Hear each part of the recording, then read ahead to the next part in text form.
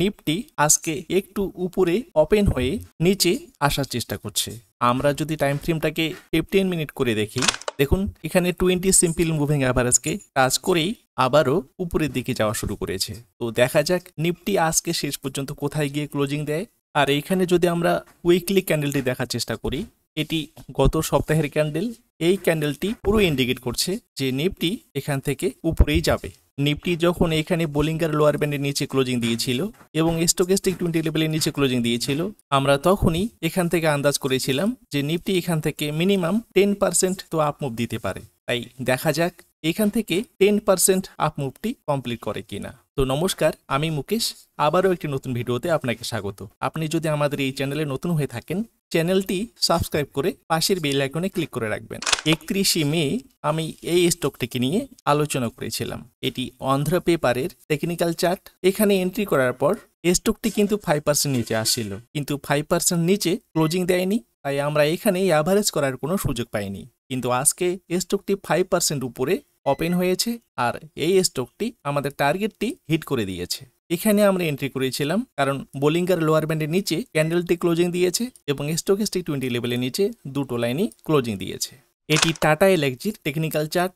এখানে পরপর দুটো এন্ট্রি লেভেল দিয়েছিল, 31 মে 2024 এবং 4 জুন 2024। এখানেও বোলিঙ্গার লোয়ার ব্যান্ডের নিচে ক্লোজিং দিয়েছিল ক্যান্ডেলটি এবং স্টকেস্টিক 20 লেভেলের নিচে দুটো লাইনে দাঁড়িয়েছিল। এখানেও তাই। আর এখান থেকে 5% টার্গেটটি আজকেই হিট করে দিল।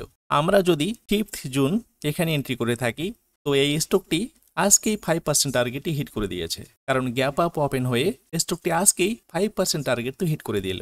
কিন্তু আমরা যদি এই ক্যান্ডেলে এন্ট্রি করে থাকি, সেক্ষেত্রে এখনও স্টকটি টার্গেট হিট করেনি।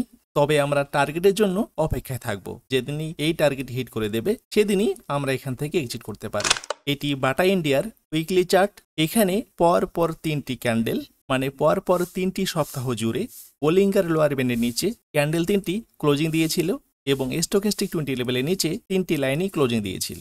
আর সে কারণেই আমি এই স্টকটিকে নিয়ে আলোচনা করেছিলাম এই 27 মের যে সপ্তাহটি ছিল এই ক্যান্ডেলে। যদিও স্টকটি এন্ট্রি দিয়েছিল আমাদের এই সমস্ত লেভেলে, কিন্তু স্টকটি যেহেতু 10% নিচে দাঁড়িয়েছিল, আর সেই কারণেই আমি এটিকে নিয়ে আলোচনা করেছিলাম যে স্টকটি 10% আমাদের টার্গেট তো হিট করে দিতে পারে। আর যেটি কিনা আজকেই 10% টার্গেটটি হিট করে দিল।